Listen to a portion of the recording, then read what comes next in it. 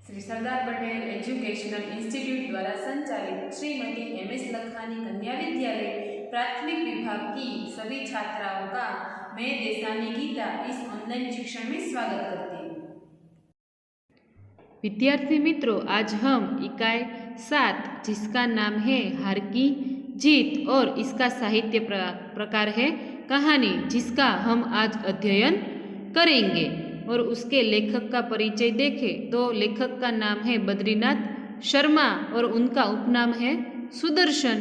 उनका जन्म सन 1896 में हुआ था और उनका निधन सन 1968 में हुआ था। सुदर्शन जी का जन्मस्थल है पंजाब के सियालकोट। जब से वे 6वें दर्जे में थे तब से उसने प्रथम कहानी लिखी थी। प्रेमचंद की तरह आपने भी उर्दू में लिखने का प्रारंभ किया। तत्पश्चात हिंदी में लिखने लगे। नाटक, कहानी, कथा, उपन्यास लिखकर हिंदी साहित्य को समृद्ध किया। प्रस्तुत कहानी सुदर्शन जी द्वारा लिखित एक उपदेश प्रधान कथा है जो मानव भावनाओं पर आधारित है। बाबा भारती के अनोखे घोड़े की चर्चा डाकू खड़क सिंह के कानों तक पहुंचती है। वह धोखे से घोड़ा ले जाता है, परंतु बाबा भारती की एक बात उसे घोड़ा लौटाने पर मजबूर कर देती है। उसी बात ने उस डाकू का हृदय परिवर्तन कर दिया। इसी बात पर यहाँ प्रकाश डाला गया है। इस कहानी में विनम्रता, उदारता, पश्चाताप, दयाभाव, लोकहित की आकांक्षा आदि मूल्यों को समाविष्ट किया गया है। माँ को अपने बेटे और किसान को अपने लहलहाते खेत देखकर जो आनंद आता है, वही आनंद बाबा भारती को अपना घोड़ा देखकर आता था। भगवत भजन से जो समय बचता वह घोड़े को अर्पण हो जाता। वह घोड़ा बहुत ही सुंदर और बलवान था। इसके जोड़ का घोड़ा सारे इलाके में न था। बाबा भारती उसे सुल्तान कहकर पुकारते। अपने हाथ से खरहरा करते।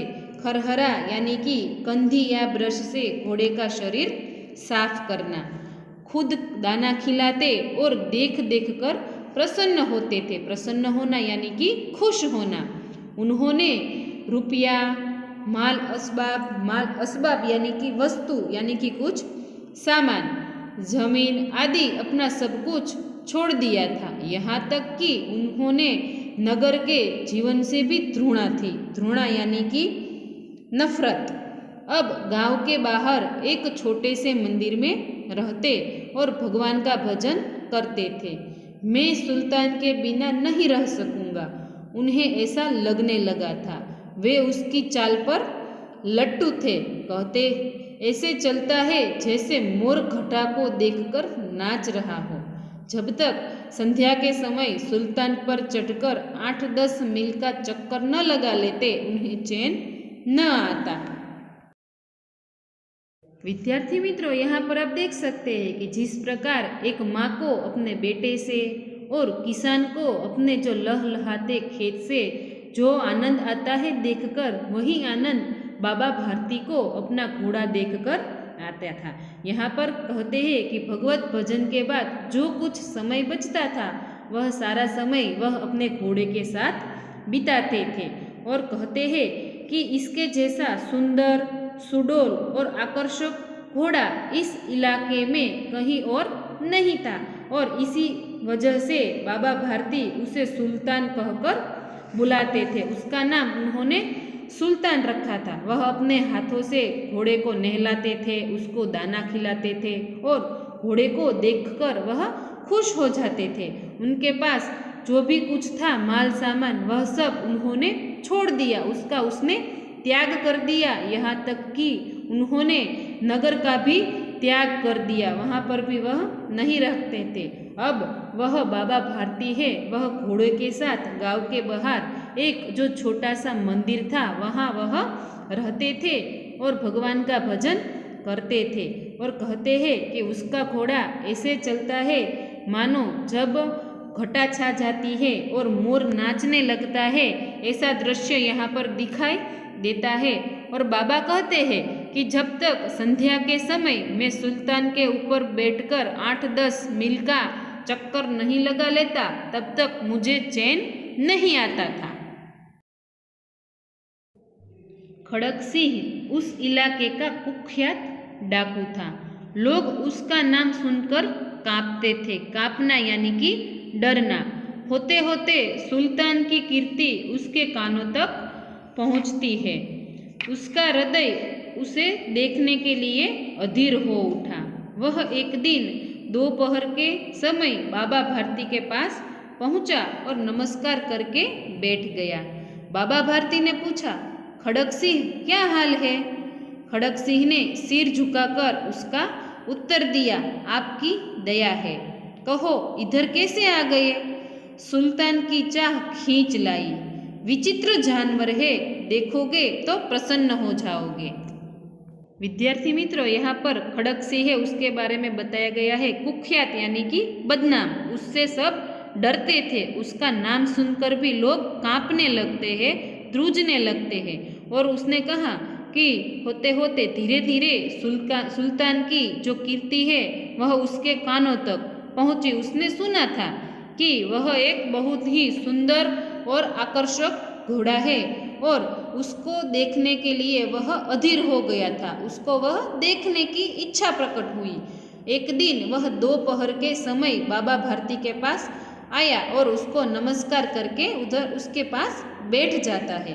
तब बाबा भारती ने कहा, खड़क सिंह कैसे हो? खड़क सिंह ने अपना सिर झुकाया और कहा कि बाबा जी आपकी दया है, आपका आशीर्वाद है, इसलिए हम खुश हैं। तब बाबा भारती कहते हैं कि कहो यहाँ कैसे आए? सुल्तान की चाह मुझे यहाँ पर खींच लाई। चाह यानी कि इच्छा, सुल्तान को देखना था, इसीलिए मैं यहाँ आया हूँ। विचित्र जानवर है, देखोगे तो प्रसन्न। बाबा कहते हैं कि वह सबसे अलग, विचित्र यानी कि सबसे अलग प्राणी है। तुम उसको देखेगो तो एकदम खुश हो जाओगे।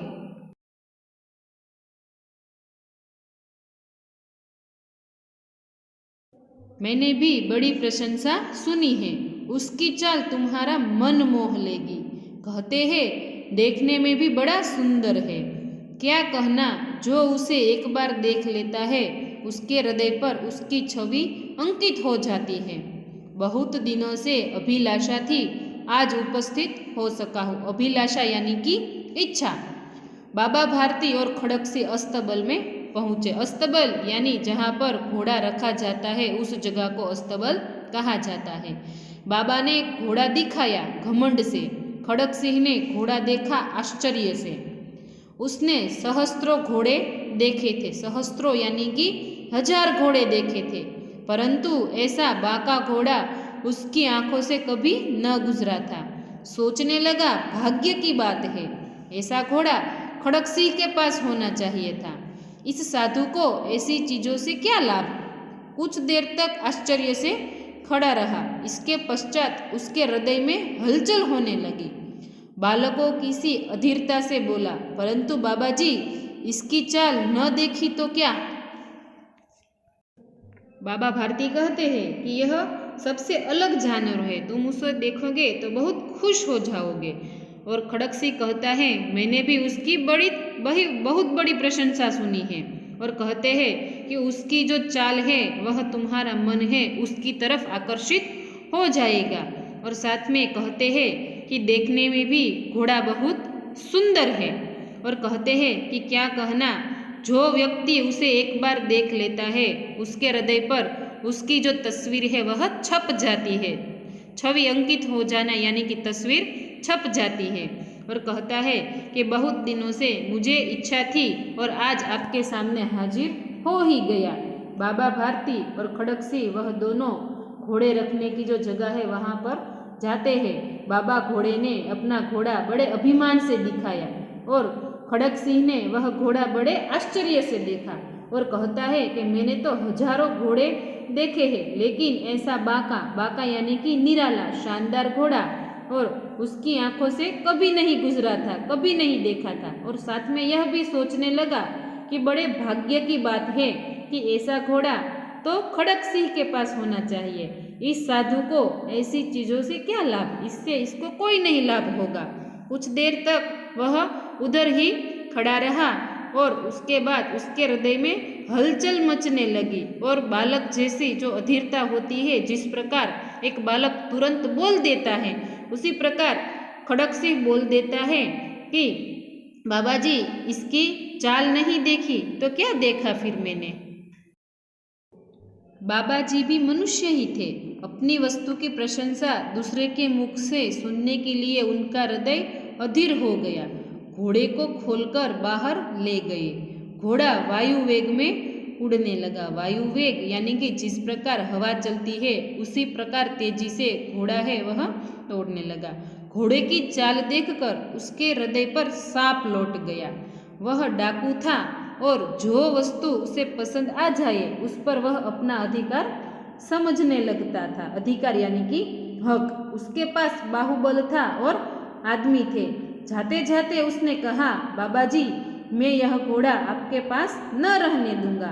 बाबा भारती डर गए। अब उन्हें रात को नींद न आती। सारी रात अस्तबल की रखवाली में कटने लगी। प्रतिक्षण खड़क सिंह का डर लगा रहता था। प्रतिक्षण यानी कि प्रत्येक क्षण, हर घंटे। परंतु कई महीने बीत गए और वह न आया। यहाँ तक कि बाबा भारती कुछ असावधान हो गए। असावधान यानी कि लापरवाह। बाबा भारती भी एक मनुष्य ही थे। अपनी वस्तु की जो दूसरों के द्वारा प्रशंसा होती है वह सुनने के लिए वह अधीर उत्सुक हो गए थे और उन्होंने अपना घोड़ा खोला और उसे बाहर ले आए। जैसे ही घोड़े को बाहर लाए, घोड़ा है वह हवा की तरह दौड़ने लगा। जैसे हवा तेज चलती है उसी प्रकार वह दौड़ने लगा और घोड़े की चाल देखकर खड़क सिंह के हृदय पर सांप लौट गया। सांप लौटना यानी कि उसको ईर्ष्या हुई कि यह घोड़ा तो मेरे पास होना चाहिए। वह एक बहुत बड़ा डाकू था और जो वस्तु उसे पसंद आ जाए उस पर वह अपना हक समझता था और उसके पास तो बहुत सारा बल भी था और आदमी भी बहुत सारे थे। और वह जाता है और कहता है कि बाबा भारती, अब घोड़ा मैं आपके पास नहीं रहने दूंगा। बाबा भारती है वह उसकी यह बात से डर गए। अब रात को बाबा भारती को नींद भी नहीं आती थी। वह जिस जगह घोड़े को रखा जाता था वहाँ वह उसकी रखवाली करने लगे और इस प्रकार उसकी रातें है वह कटने लगी। कुछ समय हो गया लेकिन महीने बीत गए पर खड़क सिंह वहाँ आया नहीं। संध्या का समय था। बाबा भारती सुल्तान की पीठ पर सवार होकर घूमने जा रहे थे। इस समय उनकी आंखों में चमक थी, मुख पर प्रसन्नता थी। प्रसन्नता यानी कि खुशी। कभी घोड़े के शरीर को देखते, कभी उसके रंग को, और वह मन में फूले न समाते थे। सहसा एक ओर से आवाज आई, ओ बाबा, इस कंगले की सुनते जाना। कंगला यानी कि अपाहिज। आवाज में करुणा थी। करुणा यानी कि दया, दुख। बाबा ने घोड़े को रोक लिया। देखा कि एक अपाहिज वृक्ष की छाया में पड़ा कराह रहा है। बोले, क्यों, तुम्हें क्या कष्ट है? अपाहिज ने हाथ जोड़कर कहा, बाबा, मैं दुखियारा हूँ, मुझ पर दया करो। रामावाला यहाँ से 3 मील है, मुझे वहीं जाना है। घोड़े पर चढ़ा लो, परमात्मा भला करेगा। परमात्मा यानी कि ईश्वर। वहाँ तुम्हारा कौन है? दुर्गादत्त वैद्य का नाम सुना होगा, उनका सौतेला भाई हूँ। शाम का समय हो गया था और बाबा भारती है वह सुल्तान पर बैठकर घूमने जा रहे थे। उसी समय उनकी आंखों में चमक थी और वह बहुत खुश भी थे। आंखों में चमक होना यानी कि खुशी का भाव प्रकट होना और उनके मुख पर भी प्रसन्नता थी। वह बहुत खुश थे। कभी वह घोड़े को देखते थे तो कभी उसके रंग में, और मन ही मन वह बहुत प्रसन्न हो जाते थे। सहसा यानी कि एकाएक कहीं और से एक आवाज़ सुनाई पड़ी और कहते हैं कि बाबा जी, एक कंगले की सुनते जाना। कंगला यानी कि अपाहिज की सुनते जाओ। उसकी आवाज़ में कुछ दुख था। बाबा ने तुरंत ही अपना घोड़ा रोक लिया। उन्होंने देखा कि एक जो कंगला है वह वृक्ष की छाया में पड़ा हुआ दुख से बोल रहा था और कहते हैं कि तुम्हें क्या कष्ट है, क्या दुख है। अपाहिज अपने हाथ जोड़ लेता है और कहता है कि यहाँ से 3 मील मुझे जाना है, रामावाला नाम का गांव है, वहाँ मुझे जाना है, आप मुझे घोड़े पर चढ़ा दो, ईश्वर आपका भला करेगा। तब कहते हैं कि वहाँ तुम्हारा कौन रहता है, ऐसा बाबा भारती ने पूछा। तो उसने तुरंत कहा कि दुर्गादत्त नाम वैद्य है, उनका नाम तो आपने सुना ही होगा, मैं उसका सौतेला भाई हूँ। बाबा भारती ने घोड़े से उतरकर अपाहिज को घोड़े पर बैठा लिया और स्वयं उसकी लगाम पकड़कर धीरे धीरे चलने लगे। सहसा उन्हें एक झटका सा लगा और लगाम हाथ से छूट गई। उनके आश्चर्य का ठिकाना न रहा। आश्चर्य का ठिकाना न रहना यानी कि बहुत आश्चर्य होना। जब उन्होंने देखा कि अपाहिज घोड़े की पीठ पर तन कर बैठा है और घोड़े को दौड़ाए लिए जा रहा है, उनके मुख से भय, विस्मय और निराशा से मिली हुई चीख निकल गई। वह अपाहिज डाकू खड़क सिंह था। बाबा भारती कुछ देर तक तो चुप रहे। इसके पश्चात कुछ निश्चय कर पूरे बल से चिल्लाकर बोले, जरा ठहर जाओ। खड़क सिंह ने आवाज सुनकर घोड़ा रोक लिया। उसकी गर्दन पर प्यार से हाथ फेरते हुए कहा, बाबा जी, यह घोड़ा अब न दूंगा। बाबा भारती है वह तुरंत घोड़े से उतर जाते हैं और अपाहिज को घोड़े पर बिठा देते हैं और स्वयं उसकी जो लगाम होती वह पकड़कर वह धीरे धीरे चलने लगते हैं। और एकाएक एक झटका लगा और उनकी जो लगाम थी वह हाथ से छूट जाती है। तब उनके आश्चर्य है वह आश्चर्य में पड़ जाते हैं और जब उन्होंने देखा कि वह अपाहिज और कोई नहीं पर एक खड़क सिंह डाकू था, उनके मुख से जो भय था, विस्मय और जो निराशा थी, उनसे उनके मुख से एक चीख निकल गई और बाबा भारती कुछ देर तक तो कुछ नहीं बोलते, चुप ही रहते हैं और बाद में वह निश्चय करते हैं और चिल्लाकर बोलते हैं, जरा ठहर जाओ। खड़क सिंह ने आवाज सुन ली और घोड़े को रोक दिया और वह बाबा भारती के पास आता है। उसी वक्त वह घोड़े की गर्दन पर हाथ फेरता है और वह बाबा से कहता है, बाबा जी, यह घोड़ा अब मैं आपको नहीं दूंगा। मगर एक बात सुनते जाओ। खड़क सिंह ठहर गया। बाबा भारती ने निकट जाकर उसकी ओर ऐसी आंखों से देखा जैसे बकरा कसाई की ओर देखता है। फिर कहा, यह घोड़ा तुम्हारा हो चुका, मैं तुमसे इसे वापस करने के लिए नहीं कहूँगा, परंतु खड़क सिंह केवल एक प्रार्थना करता हूँ। प्रार्थना यानी कि विनती, उसे अस्वीकार न करना, नहीं तो मेरा दिल टूट जाएगा। दिल टूटना यानी कि निराश हो जाना। बाबा जी, आज्ञा कीजिए, मैं आपका दास हूँ, केवल यह घोड़ा न दूंगा। अब घोड़े का नाम न लो, मैं तुमसे इसके विषय में कुछ न कहूँगा। मेरी प्रार्थना केवल यह है कि इस घटना को किसी के सामने प्रकट न करना। घटना यानी कि प्रसंग। खड़क सिंह का मुंह आश्चर्य से खुला रह गया। उसका विचार था कि उसे घोड़े को लेकर यहाँ से भागना पड़ेगा, परंतु बाबा भारती ने स्वयं उससे कहा, इस घटना को किसी के सामने प्रकट न करना। इससे क्या प्रयोजन सिद्ध हो सकता है? प्रयोजन यानी कि हेतु। खड़क सिंह ने बहुत सोचा, बहुत सिर मारा, परंतु कुछ न समझ सका। हारकर उसने अपनी आंखें बाबा भारती के चेहरे पर गड़ा दी और पूछा, बाबा जी, इसमें आपको क्या डर है? खड़क सिंह कहता है कि अब मैं घोड़ा आपको नहीं दूंगा। तब बाबा भारती कहते हैं कि मेरी एक बात सुनो।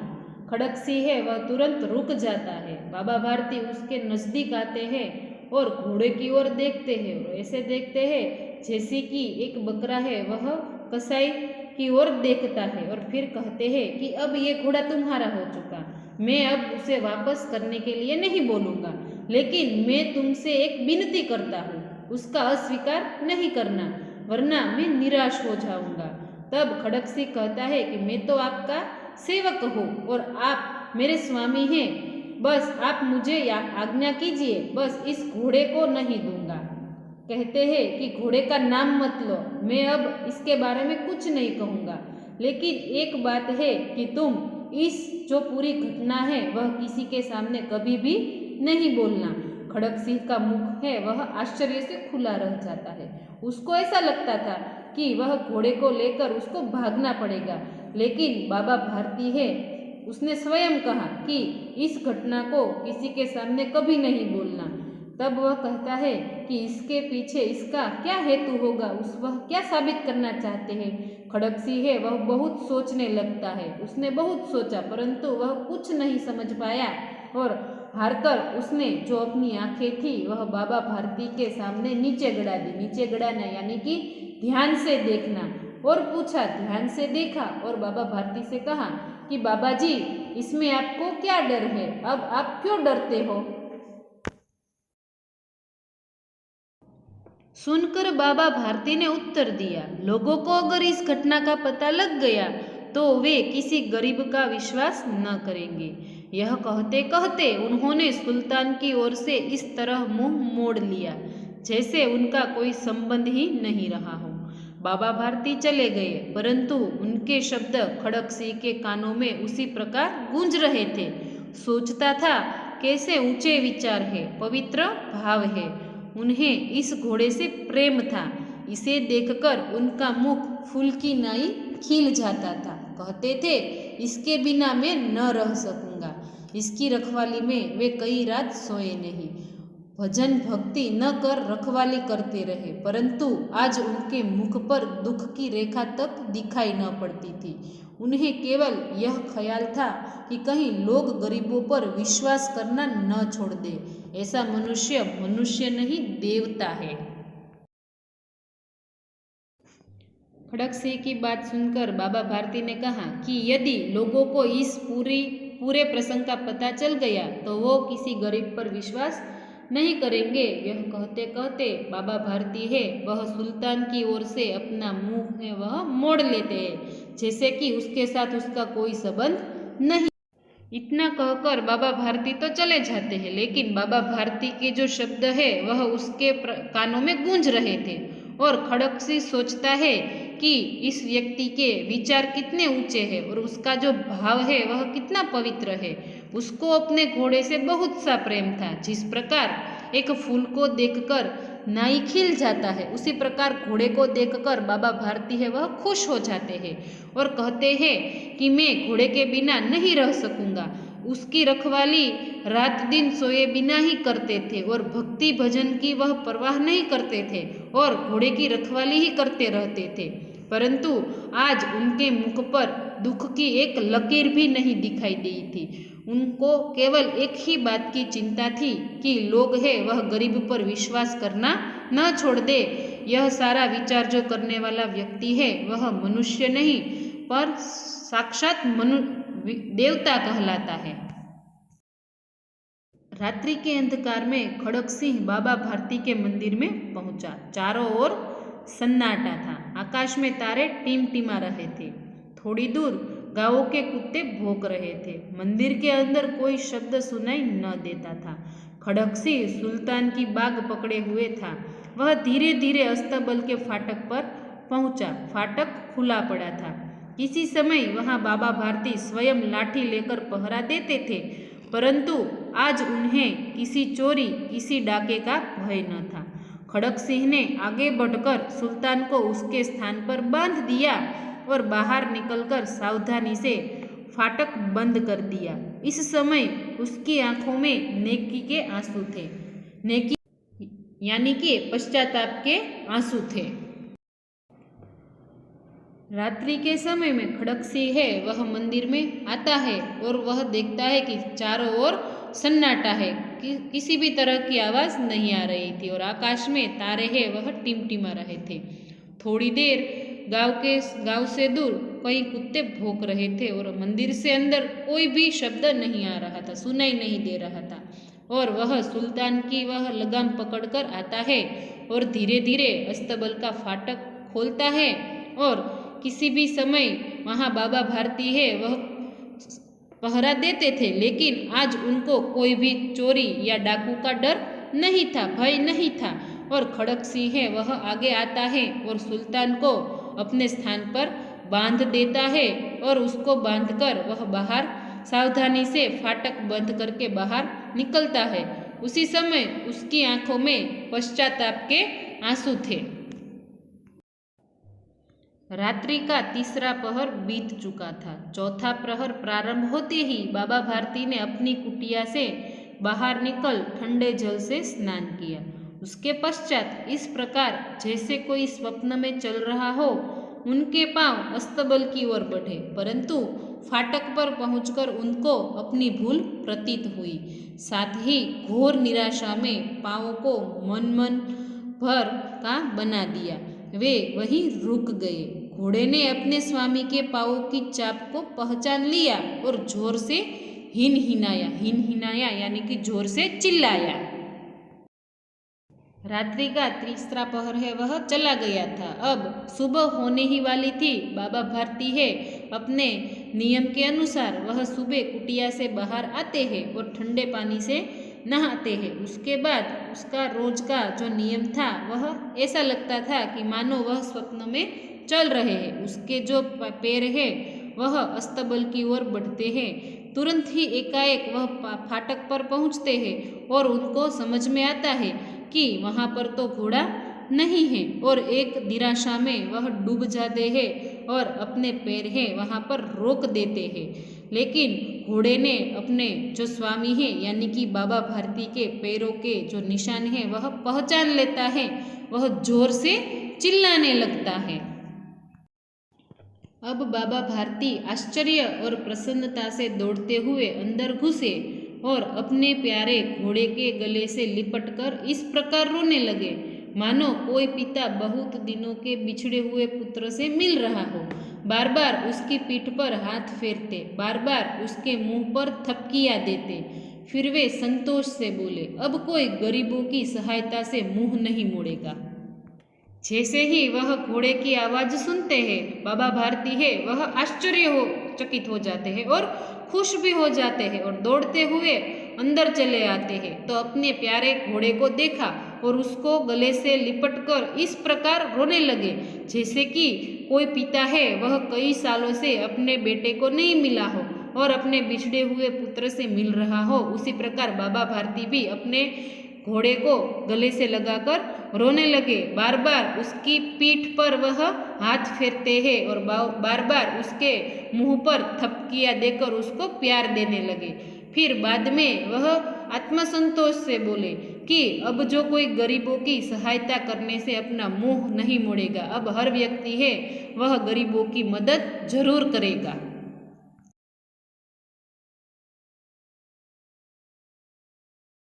विद्यार्थी मित्रों, हमें पता ही है कि कहानी से हमें कुछ ना कुछ सीख जरूर मिलती है।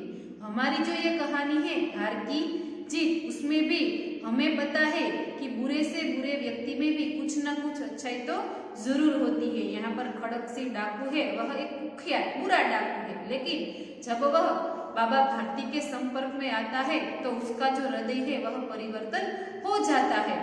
उसके आंखों में से पश्चाताप के आंसू भी निकल जाते हैं और बाबा भारती है वह हार कर भी यहाँ पर उनकी जीत हुई है और जो खड़क सिंह डाकू है उसकी यहाँ पर जीत होकर भी वह हार गया है।